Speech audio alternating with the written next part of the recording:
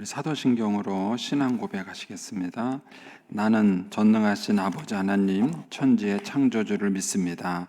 나는 그의 유일하신 아들 우리 주 예수 그리스도를 믿습니다. 그는 성령으로 잉태되어 동정녀 마리아에게서 나시고 본디오 빌라도에게 고난을 받아 십자가에 못 박혀 죽으시고 장사된 지 사흘 만에 죽은 자 가운데서 다시 살아나셨으며 하늘에 오르시어 전능하신 아버지 하나님 우편에 앉아 계시다가 거기로부터 살아있는 자와 죽은 자를 심판하러 오십니다. 나는 성령을 믿으며 거룩한 공교회와 성도의 교제와 죄를 용서받는 것과 몸의 부활과 영생을 믿습니다. 아멘. 우리 찬송가 325장 찬송 하나님께 드리겠습니다. 325장입니다.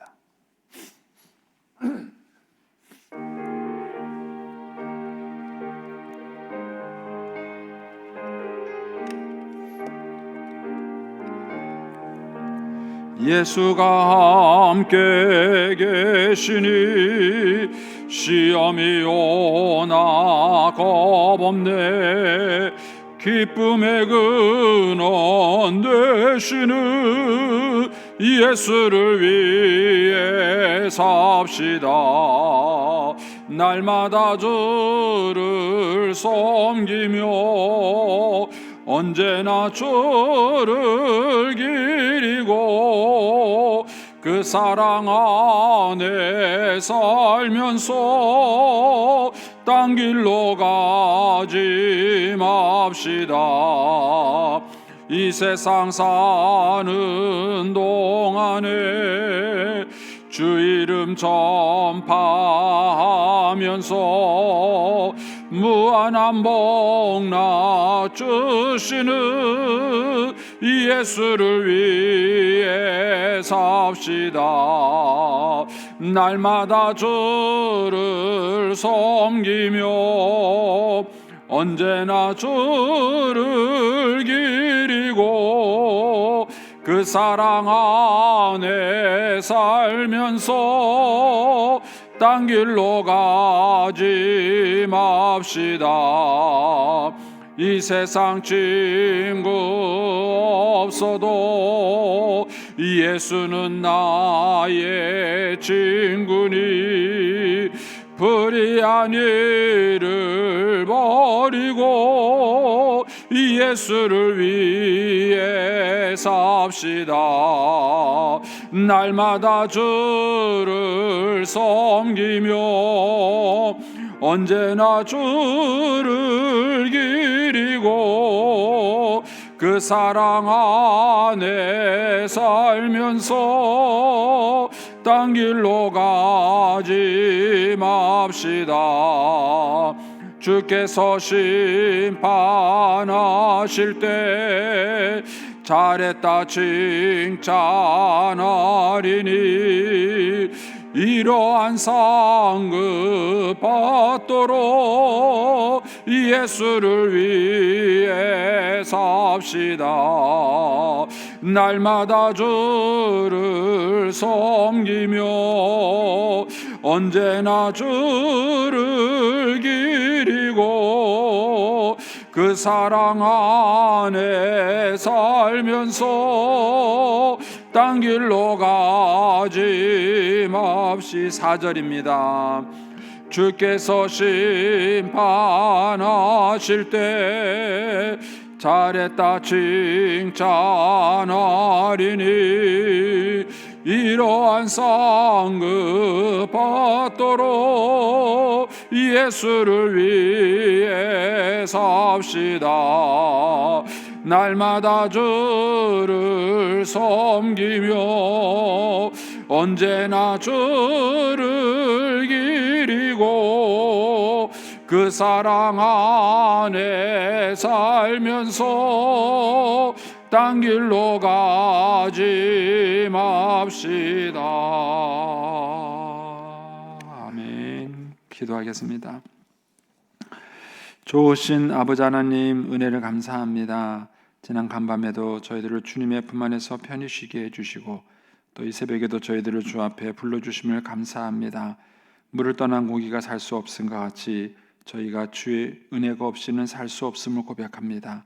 이 새벽에도 말씀과 기도 가운데 저희들을 만나 주시며 주의 성령으로 충만케 하여 주시옵소서. 이 새벽에도 주님께 1,000번째 예물을 올려드립니다. 믿음과 순종과 감사로 드리는 예물을 주님께서 기뻐 받으시고 약속하신 하늘의 복과 땅의 복으로 충만하게 채워 주옵소서.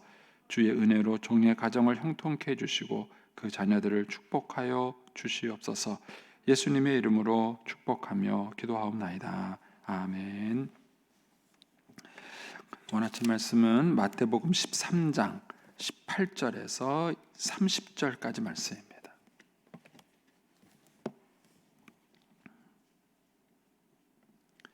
마태복음 13장 18절에서 30절까지 말씀입니다.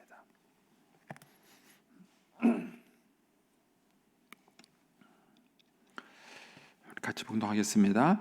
그런즉 씨 뿌리는 비유를 들으라. 아무나 천국 말씀을 듣고 깨닫지 못할 때는 악한 자가 와서 그 마음에 뿌려진 것을 빼앗나니 이는 곧 길가에 뿌려진 자요 돌밭에 뿌려졌다는 것은 말씀을 듣고 즉시 기쁨으로 받되 그 속에 뿌리가 없어 잠시 견디다가 말씀으로 말미암아 환난이나 박해가 일어날 때에는 곧 넘어지는 자요 가시떨기에 뿌려졌다는 것은 말씀을 들으나 세상의 염려와 재물의 유혹에 말씀이 막혀 결실하지 못하는 자요 좋은 땅이 뿌려졌다는 것은 말씀을 듣고 깨닫는 자니 결실하여 어떤 것은 100배 어떤 것은 60배 어떤 것은 30배가 되느니라 하시더라.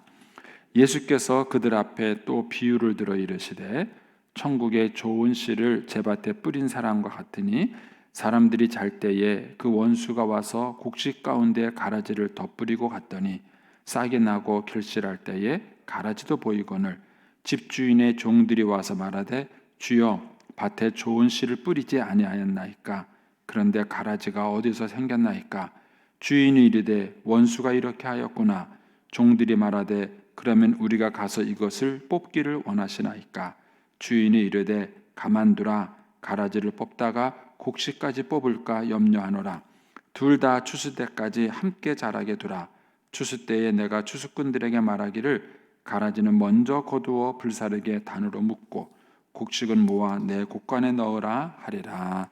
아멘. 이 새벽에도 주의 은혜와 축복이 함께 하시기를 축원합니다.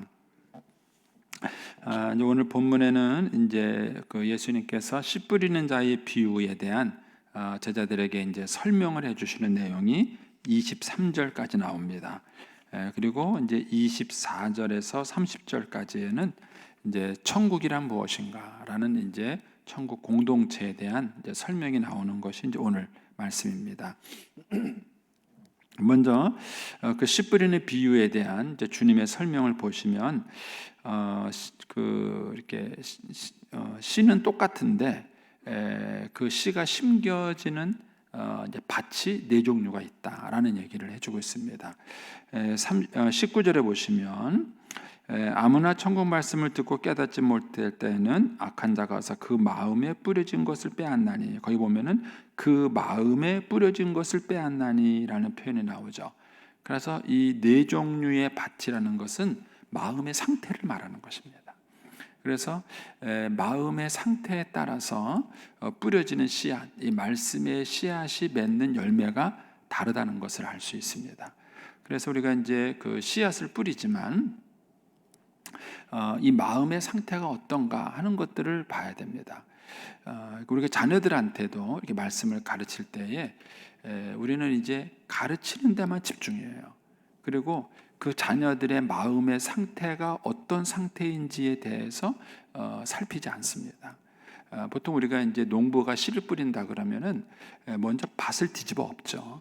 밭을 뒤집어 엎고 그 다음에 또 로타리를 친다 그러나요? 이렇게 해가지고 땅을 부드럽게 만들고 그 다음에 골을 만들어서 거기에 씨를 뿌릴 수 있도록 다 준비를 하고 씨를 뿌립니다. 그냥 한 겨울 내내 얼었던 그 땅을 봄이 됐다 그래서 그냥 씨앗을 뿌리지 않죠. 그래서 이 밭을 뒤집어 엎어야 씨앗을 뿌릴 수 있습니다. 그렇다면 우리 자녀들에게도 마찬가지예요. 우리 자녀들에게 말씀을 가르치기 전에 그 말씀을 받아들이는 우리 아이들의 마음의 상태가 어떤가를 이 부모들은 평가해 볼 수 있으셔야 합니다. 그리고 동시에 어떻게 해야 우리 아이들의 그 마음을 좋은 땅으로, 이 부드러운 땅으로 갈아엎을 수 있는가, 이것을 먼저 고민하셔야 돼요. 이제 그렇지 않고 땅 상태는 보지 않고 무조건 씨앗만 뿌린다 그러면 그것이 헛수고가 될 수 있다는 것이죠. 자, 그러면 이제 여기에 네 종류의 밭에 대한 얘기를 해주십니다. 이 얘기는 설교를 듣는 사람의 태도가 굉장히 중요하다는 얘기를 주님께서 해주신 거예요. 말씀의 씨앗은 똑같아요. 그런데 그 마음의 상태에 따라서 맺는 열매가 전혀 다릅니다. 그래서 우리는 보통 그 설교를 들을 때 자기가 설교를 듣고 은혜 받지 못하면은 목사님이 설교를 못했다라고 생각을 합니다. 물론 이제 설교자인 제 입장에서는 그런 고민을 합니다. 어떻게 하면 성도들에게 더 은혜롭게 설교를 할 수 있고 또 성도들이 많이 은혜를 받을 수 있을까? 설교자로서의 그런 고민을 갖고 있습니다. 그러나 듣는 회중들이 조심해야 될 것은 뭐냐면 말씀을 듣는다 그래서 다 은혜 받는 게 아니고 말씀을 듣는다 그래서 다 깨달아서 유익이 되는 게 아니에요.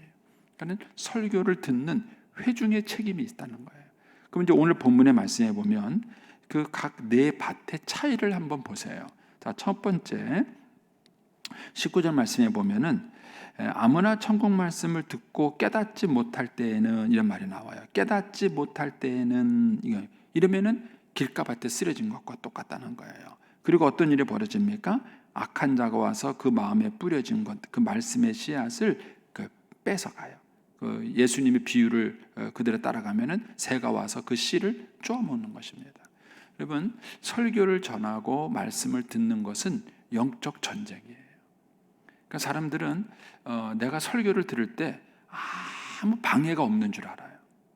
근데 성경에서는 뭐라 그러냐면은 악한 자가 와서 어떻게든지 간에 우리 마음에 뿌려진 그 말씀의 씨앗을 다시 먹으려고 그런다는 거예요. 다시 주워가려고 한다는 거예요. 그래서 여러분들이 평생 설교를 들어도 만약에 길가밭 상태라면 그 말씀을 들은 게 아무 소용이 없어요.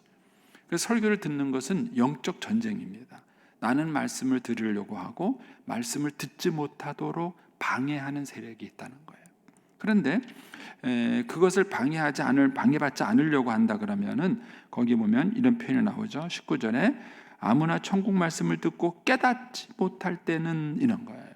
그러니까 말씀을 듣고 첫 번째 반응할 게 뭐냐면은 그 말씀을 듣고 깨달아야 돼요. 깨닫지 못하는 말씀은 아무 유익이 없는 거예요.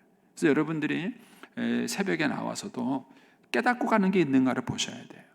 만약에 여러분들이 신앙생활을 10년, 20년, 30년 했기 때문에 아무것도 깨닫지 못한다. 이거는 도가 득도한 게 아닙니다. 심령이 이미 묻어진 거예요. 여러분, 하느님 말씀은 죽을 때까지 봐도 새로움이 있어요. 새로움이 있습니다. 그러니까 만약에 우리가 말씀을 듣고 계속 내가 은혜를 받는다는 것은 뭐냐면 그 말씀을 듣고 깨닫는 거예요. 그 말씀 속에서 새롭게 깨닫는 게 있는가. 만약에 이게 없으면 이미 내 영혼은 죽은 거예요. 그럼 내가 말씀을 깨달았는지 안 깨달았는지 어떻게 알 수 있는가? 그 다음에 있는 밭과의 차이를 보시면 돼요. 길가밭보다 나은 것은 돌짝밭이에요. 근데 돌짝밭과 길가밭의 차이가 뭐냐? 20절에 가시면 돌밭에 뿌려졌다는 것은 말씀을 듣고 즉시 기쁨으로 받대라는 거예요. 말씀을 듣고 깨달으면 뭐가 있느냐면은 기쁨이 있어요. 최소한 발견의 기쁨이 있고 깨닫는 기쁨이 있어요. 이런 게 있네. 이거 내가 몰랐었던 거네. 이렇게 하면서 그 말씀을 듣고 깨닫게 되면 그 깨달음을 통해서 얻어지는 기쁨이 있다는, 이게 기본이에요. 가장 기본, 말씀을 들었을 때의 첫 번째 반응이요 기본인 것입니다. 그래서 우리의 자녀들이 부모가 가르쳐주는 말씀을 들었을 때에 그 아이들이 뭔가를 깨달아야 돼요. 그리고 거기에 기쁨의 반응이 있어야 돼요. 기쁨의 반응이 있다는 얘기는 배우는 것을 즐거워한다는 거예요. 만약에 배우는 것이 지겹고 막 억지르고 이렇다는 얘기는 그 아이가 배우는 과정에서 기쁨이 없다는 뜻이에요. 배우는 과정에서 기쁨이 있으면 배우는 게 재밌습니다. 저는 이제 학교 다닐 때 고등학교 때까지는 공부를 못했어요. 공부하는 법을 모르는 거죠. 말 그대로 그냥 저희 어머님의 열정에 의해서 억지로 공부한 거예요. 근데 제가 이제 공부를 시작한 것은 이제 고등학교 3학년 때부터 고등학교 3학년 때도 사실은 공부를 제대로 한 건 아니지만 공부를 시작을 했고, 근데 대학을 가서야 비로소 내 스스로 공부하는 게 뭔지를 알게 됐어요.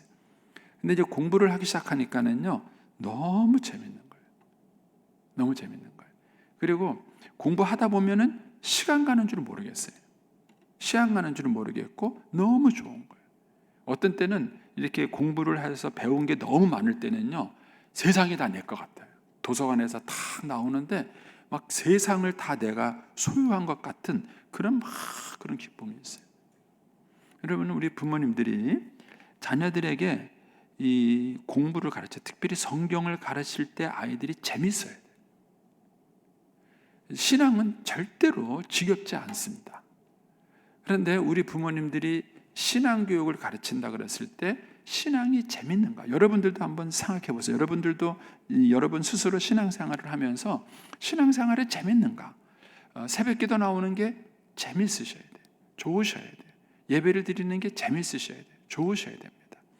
만약에 이것이 아직도 뭔가 책임감이고 뭔가 무거운 짐 때문에 나온다 그러면 이미 우리는 실패하고 있는 거예요. 그리고 우리의 자녀들도 마찬가지예요. 자녀들이 성경을 배우고 신앙을 배우는 재미가 있어야 됩니다. 그래서 우리가 말씀을 듣고 깨달으면 깨달은 증거가 뭔가? 그게 뭐냐면 기쁨이 있어요. 즐거움이 있습니다. 그런데 이제 깨닫지 못하면은 아예 그런 말씀을 들은 것조차 사라져요. 왜냐하면 마귀가 그 말씀의 씨앗을 남아있지 않게 합니다. 싹 걷어가요. 아예 언제 내가 그런 얘기를 들었나? 아예 기억이 없어요.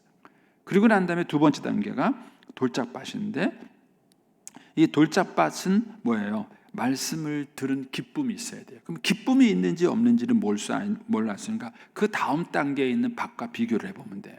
그 다음 단계에 있는 밭의 특징은 뭐죠? 죄송합니다. 그 돌짝밭에 기쁨이 있다는 특징이 뭐죠? 거기 보면은 21절에 그 속에 뿌리가 없어 잠시 견디다가 말씀으로 말미암아 환난이나 박해가 일어날 때에는 곧 넘어진다 이거예요. 뿌리가 없다라는 표현을 써요. 기쁨으로는 받았는데 말씀을 탁 들었을 때는 그게 굉장히 기뻐요. 그런데 뿌리가 없다는 얘기예요. 그 얘기는 그 말씀을 내 것으로 만들지 못했다는 거예요. 내 것으로 만들지 못했다는 거예요. 여러분들이 설교를 듣고 말씀을 듣고 난 다음에 듣고 떠나면 아무 도움이 없어요. 제가 이제 이 새벽 기도회를 하면서 몇몇 분들한테 이제 그런 간증을 들었어요. 새벽 기도 오시기 전에 오늘 본문 말씀을 먼저 묵상하고 온다는 거예요. 먼저 묵상하고 그 다음에 자기가 먼저 이 말씀을 묵상하고 읽고 그 다음에 새벽에 와서 목사님이 오늘은 이 말씀을 어떻게 설명하시나, 어떻게 강의하시나, 이거를 자기들이 새겨 듣는다는 거예요. 여러분, 이렇게 말씀을 듣는 사람과 그냥 와서 아침에 일어나가지고 와가지고 여기 그냥 뭐 정신이 아직까지 잠이 들 깬 상태에서 멍 하고 앉아서 말씀을 듣는 사람은 차이가 날 수밖에 없습니다. 그러니까는 말씀을 듣는 것에 대한 어떤 적극성이 있느냐는 거예요. 그래서 제가 이제 은혜를 받고 여러분에게 설교를 한 것은 어디까지나 그것은 제 은혜예요. 여러분들에게 동일한 은혜가 가는 게 아닙니다. 그러면은 그 말씀을 받고 하나님이 나에게 뭔가 깨달음을 주고 은혜를 줬을 때에는 그것이 나 안에 뿌리를 내버려야 됩니다. 예를 든다면 제가 이제 설교를 들으면서 남편들아 아내를 사랑하라 라는 말씀을 들었어요. 그러니까 설교를 들을 때는 뭔가 감동도 있었고 그러면 참 좋겠다라는 생각을 했어요. 근데 막상 집에 딱 들어가 보니까 그냥 그 호랑이 같고 막 그냥 맨날 대들고 하는 그런 마누라를 딱 보니까는요, 그냥 은혜 받은 마음이 싹 가시는 거예요. 싹 가시고 저걸 내가 그냥 이런 생각이 드는 거예요. 근데 왜 이런 생각이 드느냐 하면은 아내를 사랑하라는 그 얘기를 내 거화시키지 못한 거예요. 왜 사랑해야 되지? 그럼에도 불구하고 사랑해야 되나? 내가 정말 이렇게 손해를 보고도 계속 이 일을 해야 되나? 이런 갈등과 어려움이 있을 때에도 그래도 해야 돼 라는 자기만의 답변이 있어야 돼. 자기만의 설명과 자기 주장이 있을 수 있어야 돼. 그것이 그 공부한 말씀을 들은 내용이 내 거화되는 거예요. 이것을 가르쳐서 여기 보면은 뿌리를 내렸다 이렇게 말하는 거예요. 그리고 뿌리를 내렸는지 안 내렸는지는 뭘로 알 수 있느냐 하면은 환난이나 박해를 받아보면 알 수 있는 거예요. 환난이나 박해를 받아보고도 내가 이거 계속 해야 돼. 난 그래도 이거 할 거야. 이런 마음이 들면은 그것을 왜 해야 되는지를 아는 거예요. 그런데 조금 환난이나 박해를 받아서 손해를 보니까 에이씨 이런 건 내가 뭐하래 이런다는 얘기는 아직까지도 그 가르침에 대해서 내 거화시키지 못한 거예요. 그냥 어디까지나 그 사람의 은혜일 뿐이지 내 은혜가 아닌 거예요. 그러니까는 나는 굳이 내가 이 손해를 봐가면서 이 어려움을 겪어가면서 이것을 해야 될 이유를 모르는 거예요. 이거를 알게 되면 거기에 대한 상당한 대가를 지불하고라도 이걸 내가 하려고 하는 것입니다. 이것이 이제 길가밭과 돌짝밭의 차이예요. 그리고 이 돌짝밭과 그 다음 단계에 있는 밭을 비교해 보면은 이제 또 그 차이를 알 수 있습니다. 자, 그 다음에 가시떨기에 남아 있는 밭은 뭐죠? 22절에 보면은 가시떨기에 뿌리가 뿌려졌다는 것은 말씀을 들었어요. 듣고 세상의 염려와 재물의 유혹에 말씀이 막혔다 이런 말씀이에요. 세상의 염려와 재물의 유혹에. 예수님께서 산상수훈에서 우리에게 경고하신 것 중에 하나가 뭐냐면 염려에 대한 문제예요. 염려가 내 마음을 사로잡으면 뭐 하지 못한다고요? 먼저 그 나라와 그 일을 절대로 구하지 못해요. 손해볼까 봐, 망할까 봐, 이렇게 살다가는 인생이 안 될까 봐. 그렇게 하다 보니까는요 절대로 말씀대로 살 수 없는 거예요. 항상 염려에 의해서 무엇인가를 선택해야 되고 무엇인가를 결정을 해야 되는 것이죠. 그러니까는 말씀대로 살고 하나님 뜻대로 산다는 것은 전혀 상상할 수 없는 거예요. 그리고 여기서 말하는 재물의 유혹이에요. 이 염려는 이 최저선에서 물질에 대한 최저선에서 갖고 있는 고민과 갈등이라면은 재물에 대한 유혹은 최고선이라는 거예요. 더 갖고 싶고 더 많이 소유하고 싶은 물질의 유혹이에요. 그래서 예수님께서는 이 재물과 하나님을 같은 동급에서 얘기하는 거예요. 너희가 재물을 섬기든지 하나님을 섬기든지 둘 중에 하나를 너희가 선택할 수밖에 없다는 얘기를 우리에게 해주신 거예요. 그러니까 적어도 물질 문제에 대해서 이게 그 말씀을 가지고 바로 서지 않으면 신앙은 열매를 맺지 못하는 거예요. 그래서 이 물질 문제라는 게 굉장히 중요한 겁니다. 여러분 우리가 신앙생활하면서 우리 선배 목사님들은 우리가 하나님께 헌금을 하면 하나님께서 우리에게 축복을 해주신다는 얘기를 하셨어요. 맞는 얘기예요. 근데 그것은 가장 기본적인 얘기예요. 물질에 대한 가장 기본적인 얘기예요. 하나님을 위해서 우리가 헌신했을 때 하나님께서 물질에 축복을 주신다. 가장 기본적인 얘기예요. 그런데 하나님께서 저와 여러분에게 헌금을 얘기하신 것 중에 하나는 뭐냐 하면 물질에 대한 태도 훈련이에요. 물질에 대한 태도 훈련. 제가 언젠가도 한번 이제 저희 집 아이들의 비유를 들어서 말씀했지만은요, 우리는 아이들에게 용돈을 요구해요. 너네 이제 돈 벌지 않느냐? 부모에게 용돈을 줘라, 받아라. 우리는 전도사 사위한테도 용돈을 받습니다. 사실 뭐 전도사 사례비가 얼마나 되겠어요? 근데 그거 가지고 자기들 살아가는 모습 보면은 어떤 때는 안쓰러울 때도 있어요. 바닥바닥해요. 근데 그래도 받아요. 받습니다. 어떤 때는 받는 것보다 더 줄 때가 있어요. 제가 몇만 원 받고 어떤 때는 뭐 더 주고 그렇게 해요. 그런데 그것을 이렇게 받는 이유는 뭐냐면 훈련이 돼야 돼요. 만약에 그 아이들이 내가 좀 여유가 있은 다음에 생활에 여유가 있고 돈에 여유가 있은 다음에 내가 부모님을 공경하겠다. 언제 할까요? 부모님 돌아가신 다음에 할 수 있어요. 우리가 인생을 살아봐서 알지만은요, 언제 그렇게 생활에 여유가 있습니까? 그렇게 될 수 있는 게 아니에요. 처음부터 태도 훈련을 시켜야 돼요. 처음부터 태도 훈련을 시켜야 돼요. 그러니까 처음부터 물질에 뛰어서 하나님의 것과 부모님의 것과 이런 것들을 구분할 수 있는 훈련을 처음부터 하지 않으면 그거는 나중에 된다는 얘기는 어려운 거예요. 그러니까 주님께서는 이런 염려와 재물의 유혹을 극복하지 않으면 그것 때문에 말씀이 막힌다는 얘기를 하고 있습니다. 저와 여러분이 믿음으로 살아가려 그런다면은 반드시 이 재물 문제에 대해서 기독교적 태도를 갖고 있지 않으면 절대로 신앙생활은 바르게 못합니다. 절대로 신앙생활은 바르게 못합니다. 이것이 목회자든 평신도든 마찬가지예요. 물질에 대한 기독교적 태도와 결단을 갖고 있지 못하면은 말씀이 막힙니다. 반드시 말씀이 막힙니다. 교회도 마찬가지입니다. 교회 공동체도 릭 워렌 목사님은 그런 얘기를 해요. 교회를 이끌어가는 요소가 여러 가지가 있다는 거예요. 전통의 교회를 이끌어가는 교회, 뭐 사람이 교회를 이끌어가는 교회. 그 중에 하나가 뭐냐면 돈이 교회를 이끌어가는 교회예요. 무슨 회의만 하면은 돈 없는데요. 돈이 어디 있습니까? 돈 때문에 안 됩니다. 만약에 이렇게 얘기한다 그러면 그 교회의 주인은 하나님이 아니라 돈이라는 거예요. 그러니까는 이 재물의 문제를 우리가 신앙적 태도로 갖고 있지 못하면 이것 때문에 염려와 재물에 대한 유혹 때문에 말씀이 막히는 현상이 벌어지는 거예요. 말씀이 막혀서 못하는 거예요. 언젠가도 한번 그런 간증을 드렸지만 저는 40만 원 받을 때 저희 어머니께 생활비를 4만 원 드렸어요.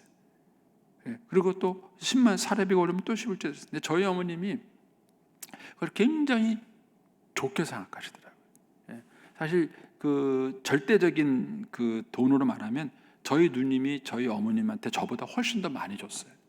어머니 또 가까이 저희 누님이 저보다 훨씬 더 어머님 가까이 살았고 그러다 보니까 뭐 어머님 뭐 챙겨드리고 뭐 이런 걸 저보다 훨씬 많이 했어요.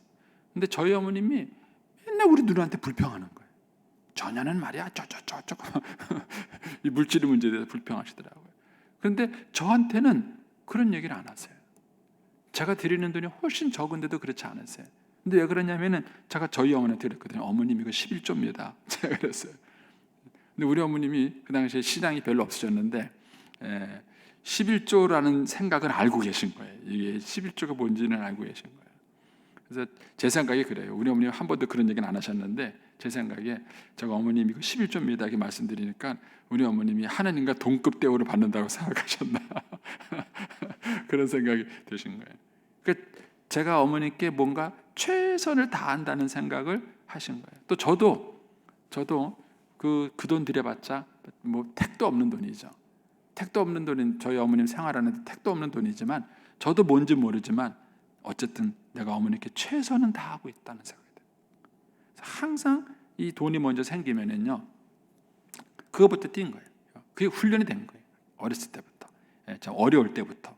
그래가지고 하나님께 드리는 11조, 어머니께 드리는 11조, 이 부모님께 드리는 돈 딱 먼저 구분하는 거예요. 그리고 나머지 갖고 사는 거예요. 사실 그거 갖고는 논리적으로나 재정적인 방법으로 생각해 보면요, 생활할 수 없는 돈이죠. 근데도 신기한 거는 생활이 된다는 거예요. 생활이. 거기서 하나님의 은혜와 기적을 경험하는 거예요.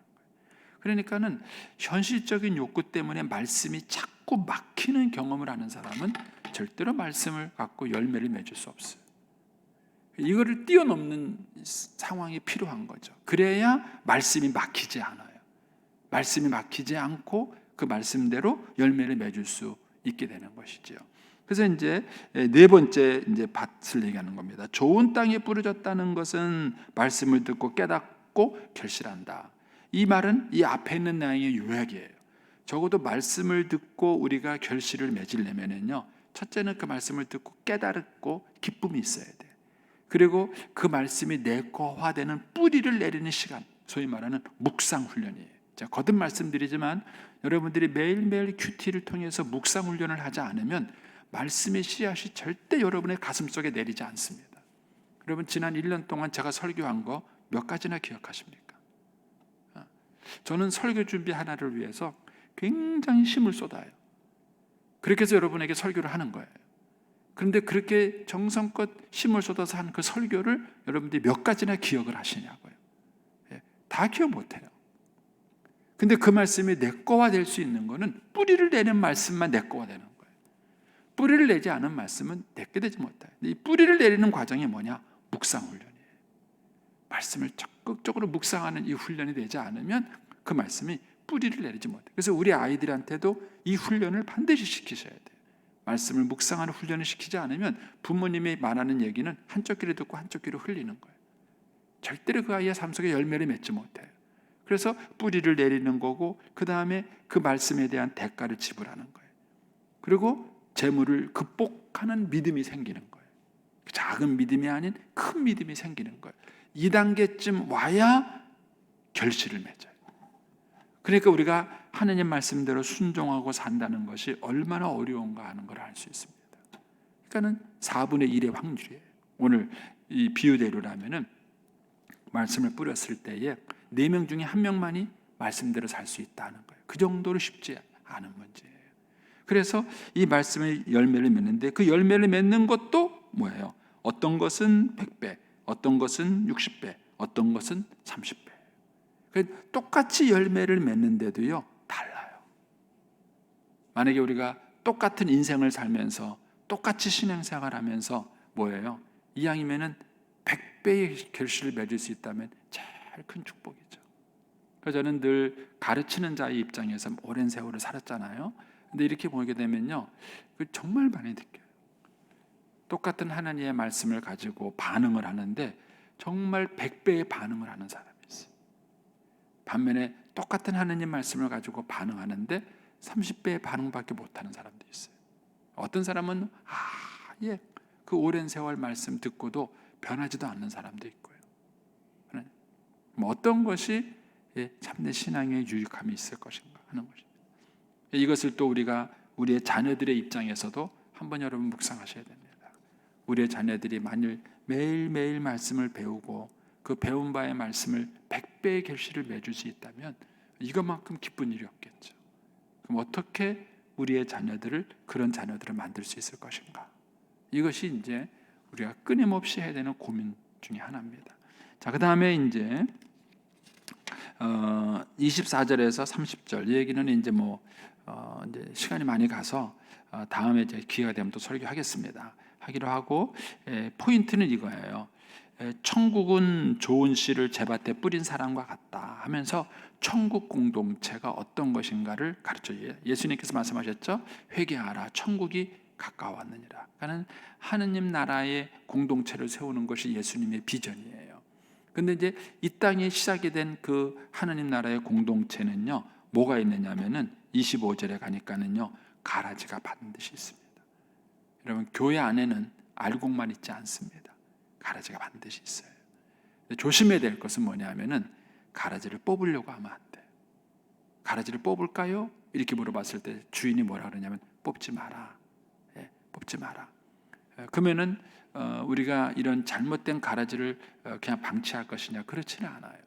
우리가 요한일서나 우리가 이제 서신서들을 읽어보면은요, 이 거짓 선생을 변별할 수 있는 변별력, 이 잘못된 사람을 구별할 수 있는 변별력이 대단히 중요해요. 그러나 그것을 변별하는 것과 가라지를 뽑으려고 하는 것은 달라요. 여러분, 신앙의 초점은 어디에 있냐면요, 알곡을 자라게 하는데 초점이 있으셔야 돼요. 가라지랑 붙들고 싸우기 시작하면 신앙은 변질돼요. 그리고 자칫하면 알곡에 상처를 줄 수 있어요. 이거는 하나님께 속한 문제, 하나님의 권한에 속한 문제입니다. 우리는 가라지가 반드시 우리 공동체 안에 같이 있다는 사실을 염두에 두셔야 합니다. 그리고 그 가라지가 있음에도 불구하고 우리는 알곡에 집중하셔야 합니다. 그렇게 됐을 때 아름다운 천국 공동체를 세워갈 수 있다는 얘기를 주님께서 얘기해 주고 있습니다. 자, 이 부분 나중에 조금 더 여러분 더 깊이 묵상을 해보시면 좋겠습니다. 여기까지 하고 같이 기도하도록 하겠습니다. 오늘은